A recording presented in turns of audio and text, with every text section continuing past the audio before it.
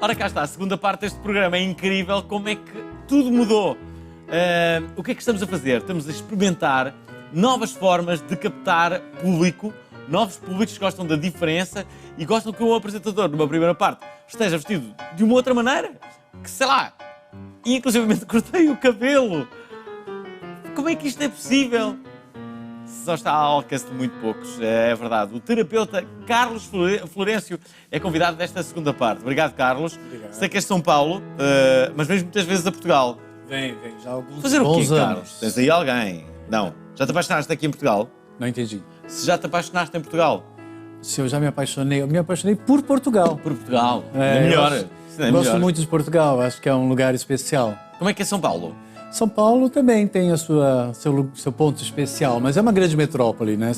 Somos muitas pessoas. Mas São Paulo são várias pequenas cidades dentro de uma grande cidade, então nós somos muito bairristas, né? Então, por exemplo, aí para o meu trabalho eu vou a pé, uma quadra da minha casa, então é super tranquilo, não pego trânsito. Mas agora para quem tem que atravessar a cidade e pegar 400 É horrível quilômetros... o trânsito em São Paulo, não é? 400, 500 quilômetros de lentidão. É bastante. Isso logo de manhã, às 9 horas, 8 horas da manhã, é bastante. Olha, tu és terapeuta, trabalhas em São Paulo, estás em Portugal para dar uma série de conferências. Uma delas é sobre, como é que é? Tenho que me recordar daqui. O potencial humano. Potencial humano. Eu acredito que todos nós somos uma potência expressa numa condição humana, né? E que a vida é um treinamento que basicamente as pessoas estão aprendendo a se conhecer e a se conhecer na relação com o seu meio. A partir daí, você pode criar conflitos, porque todos nós vamos nos deparar com realidades adversas, né? Diferentes opiniões, diferentes verdades. E, consequentemente, esses conflitos podem se traduzir aqui em mecanismos de autossabotagem, em processos que podem fazer com que a pessoa desenvolva padrões que interferem no seu potencial humano positivo. Então, consequentemente, há aquela sensação de que a vida não flui, a vida trava profissionalmente, amorosamente. Em algum setor, né, dentro do meu método, que é o PH Vida, nós temos 12 setores que precisamos estar em harmonia, desde a espiritualidade até a vida social, né, dinheiro, trabalho, sexualidade. Então, tudo faz parte de um conjunto que representa o nosso potencial humano e que muitas vezes a gente não tem noção do quão grandioso nós somos e o tão grande que é as nossas potencialidades, né? Aquilo que nós somos capazes de gerar como resultado. No fundo, se eu pudesse resumir tudo aquilo que acabas de dizer, o que tu queres dizer é acredita em si, basicamente, é isso. Não, acreditar só não é o suficiente, você tem que ter conhecimento sobre si, né? Você acredita em você, mas se você não tem conhecimento, você automaticamente pode não gerar os resultados que você quer e você se frustrar. E se você se frustrar e não saber lidar com a frustração, essa mágoa, esse ressentimento pode gerar uma desvalorização pessoal, por exemplo. Então você pode se conhecer de uma forma negativa e não produtiva. Dá-me coisas que as pessoas rapidamente possam perceber que o seu potencial humano pode ser melhorado. Há algum exercício? Sim, por exemplo, se você é uma pessoa que reclama demais da vida, se você reclama, você não cria uma relação favorável com a vida. Então, automaticamente, você cria bloqueios para que as coisas possam fluir na sua vida, né? Um outro padrão muito comum é a gente querer não aceitar as pessoas como elas são, a gente querer que as pessoas sejam a nossa imagem, a nossa semelhança. Consequentemente, vamos gerar sempre conflitos, né? Eu parto do princípio que nós vivemos numa sociedade onde as pessoas elas querem ser iguais aos outros para se sentir inseridas, né? Para fazer parte. Isso acontece muito quando as pessoas se casam e depois as expectativas se goram, de certa forma. Resta saber se ela casou com a pessoa ou se ela casou com uma ideia daquilo que ela espera da pessoa. Normalmente as pessoas casam com uma ideia daquilo que ela espera que a pessoa seja. Depois de mais ou menos algum tempo ela começa a perceber que a realidade não é essa, né? E aí ela começa a se estranhar, achar aquela pessoa meia... Não conheço essa pessoa, né? Chegam até a dizer, pô, você me enganou, eu pensei que você era diferente. Eu disse assim, não, eu nunca te enganei. Eu era isso, você que pensou que eu era uma outra coisa, né? Então, aí normalmente as pessoas casam com essa ideia, depois elas não aceitam que a pessoa, de repente, não é aquilo que elas imaginavam. E aí, consequentemente, depois elas começam a cobrar que a pessoa seja aquilo que elas gostariam. E aí depois elas ficam com raiva e, quiçá, com ódio, porque aquela pessoa não é aquilo que eu quero.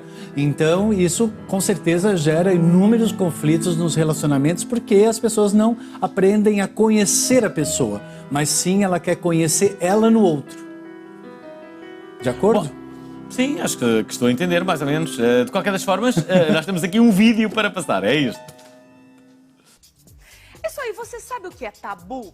Como as pessoas se comportam diante de uma polêmica? Será que a maioria se expressa diante de assuntos proibidos? Para o Papo da Noite, nós convidamos o consultor terapeuta Carlos Florencio. Vamos aqui para o nosso Papo da Noite. Eu estou recebendo convidados muito especiais, amigos muito queridos, como o Carlos Florencio, terapeuta, consultor. Tudo bem, Carlos? Tudo ótimo. Obrigada Obrigado por estar também. mais uma vez aqui com a gente. Vamos falar um pouquinho de tabu hoje. Eu queria começar perguntando para vocês aqui o que é tabu para vocês, onde mora o tabu dentro do mercado, da área, seja pessoal ou profissional, que cada um se relaciona, que cada um vive. Bem, eu acho que eu quebro tabus, né? Porque eu venho de uma linhagem diferente, né? Eu saí do Brasil muito novo, fui para a Inglaterra, dei certo na Inglaterra, então para mim já foi uma quebra, né, de tabu com relação à minha família. Fiz artes plásticas, psicossíntese, que já era um tabu quebrar Freud, né, e ir para a psicossíntese de Roberta Sargioli. Criei meu próprio método, que já foi uma quebra de tabu também, e trabalho em cima da minha metodologia. Portanto, eu acho que qualquer desafio que você rompe algo que te gera uma certa restrição, já é uma quebra de tabu. Né? Eu acho que hoje nós temos aí isso presente na nossa sociedade de uma forma geral, né? As mulheres, né, têm esses programas maravilhosos, podem ser apresentadoras, podem ser atrizes, né? Na época de Shakespeare não podia, né? Então, quer dizer, isso tudo já vem como... A quebra de tabu, ela vem revolucionar a nossa sociedade.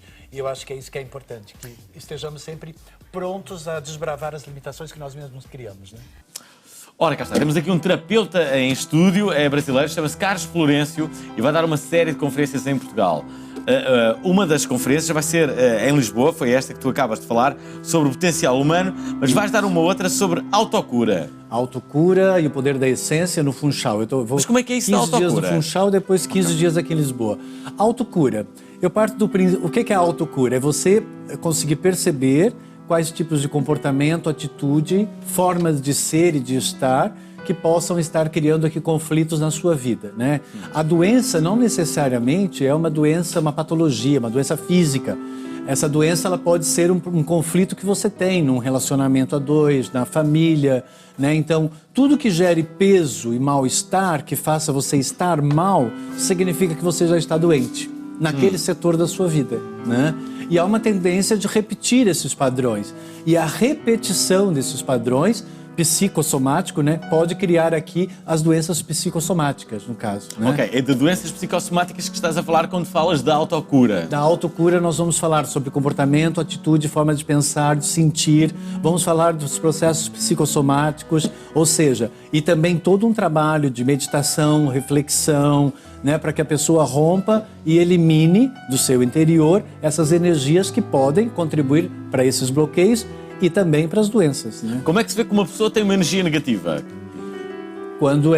Como? Quando ela fala mal da vida, quando a gente chega perto dela e a gente não se sente bem, começa a bocejar quando a gente está próximo. Você nunca sentiu isso? Tá junto de uma pessoa e de repente começa a bocejar? É porque essa pessoa está te roubando a energia, né? Você vai estar muito cansado, não é? Às vezes não, às vezes você está bem e de repente, dependendo do lugar onde você vai, de alguém que você vai visitar, você pode se sentir assim, né? Então, significa que essa pessoa é pesada. Uma pessoa que fala mal da vida, que está sempre julgando de forma comparativa, criticando de forma destrutiva, isso não presta, isso não serve, né? Já é uma pessoa que tem uma tendência a criar uma energia mais pesada e mais negativa. Olha, e o que é isto do poder da essência? O poder da essência é o resgate da individualidade, né? Porque basicamente as pessoas elas tendem a querer ser aquilo que os outros querem que ela seja para poder se sentir inserido, né? E ela quer que os outros sejam iguais a elas para ela poder aceitar. Então, basicamente a gente vive, entre aspas, aqui, né, numa sociedade onde existe um monte de pessoas que não conseguem ser verdadeiras a 100%, mesmo porque é uma pessoa muito espontânea, muito livre, né, até causa uma certa impressão, há uma tendência de muito mais a repressão por conta dos dogmas, conceitos, preconceitos, né, política de religião, família e tudo mais, que acaba restringindo a verdadeira liberdade da pessoa.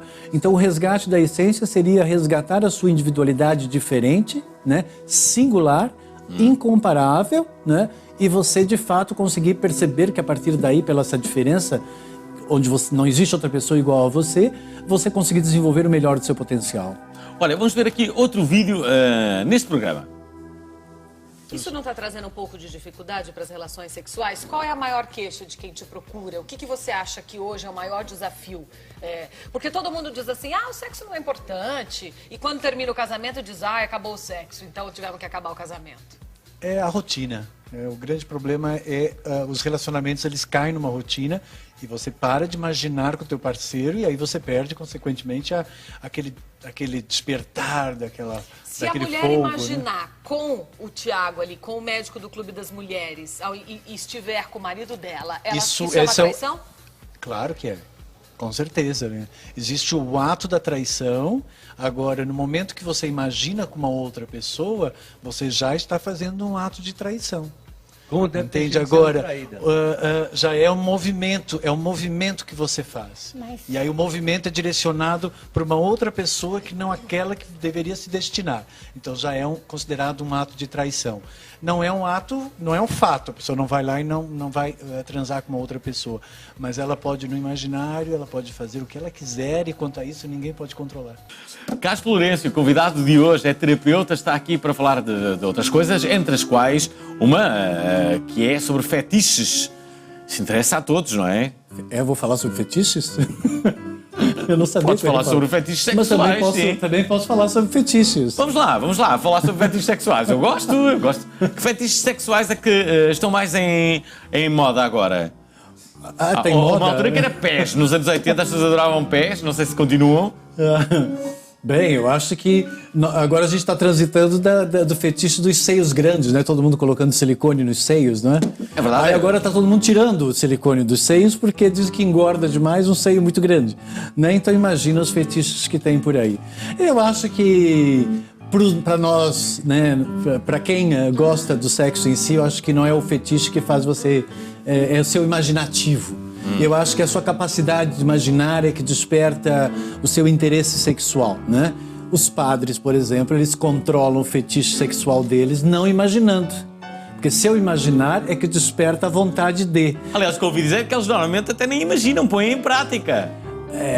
Não podemos... Mas é com garotos... não, dizem, não, já foi. Então a gente tem que acalmar um pouquinho aí, né? Pode ser um pouco controverso nessa questão. Pois é. Mas eu acho que tudo é importante, tudo tem a sua validade, né? Tem o seu valor dentro de um certo limite. Desde que quando ultrapassa isso, né? E aí pode virar um problema de distúrbio, né? E nós temos isso dentro da sexualidade, muitos distúrbios, né? Que são considerados distúrbios até preocupantes, né? Com relação a essas questões dos fetiches sexuais. Mas né? achas que as pessoas estão com mais fetiches ou menos? Isto agora com a internet é mais... As pessoas se calhar estão mais criativas. Eu acho que com a banalização da sexualidade e com a liberdade sexual... Há uma banalização? Eu acho que sim, né? Porque hoje em dia... Antigamente era difícil você fazer sexo com alguém. Hoje em dia você facilmente faz sexo com qualquer pessoa, né? Então, não é bem assim, não é bem assim. Sim. Eu acho que Olha, hoje... aqui o Charles, o nosso pianista, não faz sexo há cerca de 3 anos, verdade, Charles? Nós temos até aplicativos que você Ele pode... fica desgraçado com essa novidade. Nós temos até aplicativos que você pode marcar para fazer sexo com alguém. Hoje em dia... Aplicativos? Tem aplicativos, Onde? Você coloca que o teu interesse é só sexo. Bem, eu não vou fazer propaganda de aplicativos agora, né? Mas... Que aplicativos é que são esses? Charles, olha isto, um aplicativo para resolveres a tua vida, finalmente. Finalmente vais ser um homem, Charles. Ou é o aplicativo ou você se aplica a ser uma pessoa interessante para poder atrair, né? Pois sim. Charles, ouviste isto? Então, mas há uma outra coisa que eu quero falar contigo, que são os tabus. Tem muitos tabus, né? Os tabus, eles criam restrições, né? Normalmente criam alienações que interferem na liberdade de expressão das pessoas, né? Eu acho que tudo que vem a criar muita restrição, que iniba a pessoa de ser ela mesma, isso já vai criar conflitos, né? E vamos imaginar, uma criança, ela é espontânea e livre. E ela recebe muito não pode, isso é feio, o que os outros vão pensar. Não, mas o que pode? Ninguém nunca fala, só diz não pode, não pode, não pode. Ah, é errado. Ah, não é certo. Mas e o que é certo, o que é verdade, o que é bom, né? Então falta muito dessas explicações. E são justamente essas restrições que vão criando esses tabus e que, consequentemente, pode fazer com que a pessoa fique sempre na dúvida se deve ou não manifestar. Então vai intimidar a pessoa, né? Então acho que isso não é muito bom.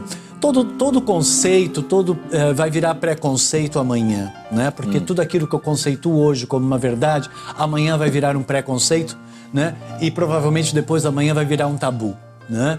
Porque criou uma certa restrições. Eu acho que nós estamos em constante evolução, a mente humana está em constante evolução, a nossa sociedade está em constante evolução. Nós temos que ser flexíveis e se adaptar a essas constantes renovações e não ficar preso. Isso é uma verdade absoluta, porque não existe verdade absoluta, porque todas as verdades que eram absolutas na Idade Média, hoje elas são umas grandes mentiras. Então, até a nível da própria religião, né? O que é que tu já chegaste à conclusão de que é mentira?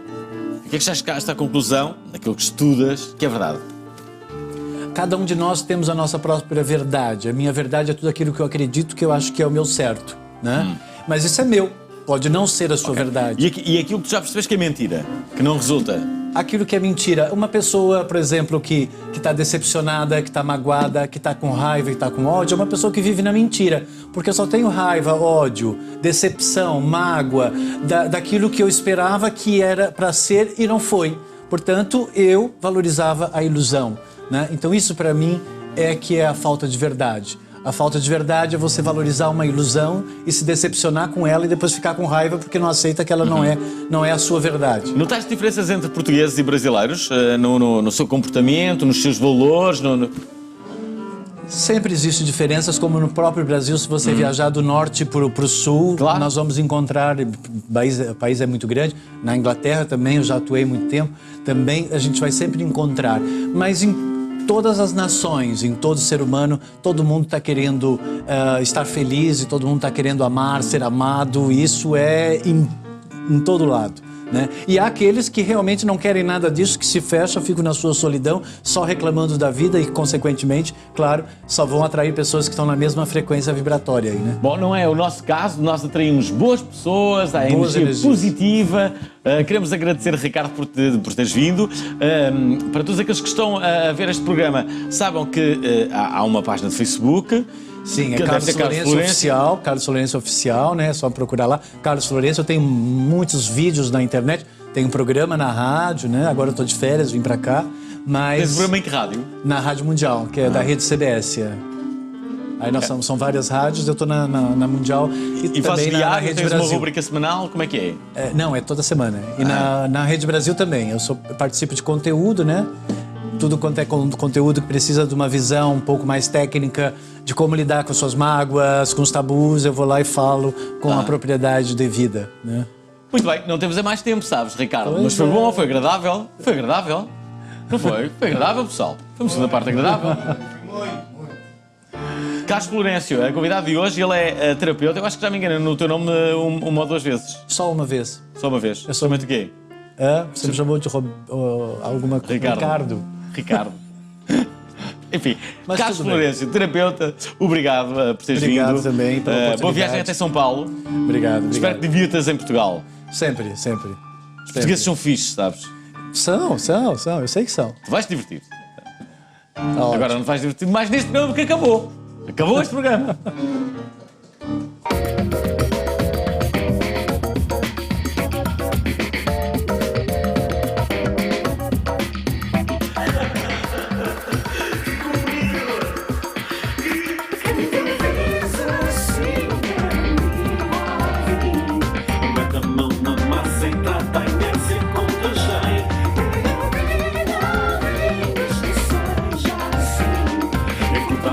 Chata joga a carta do entretém. Gostaram imenso do vídeo? Então partilhem a vida.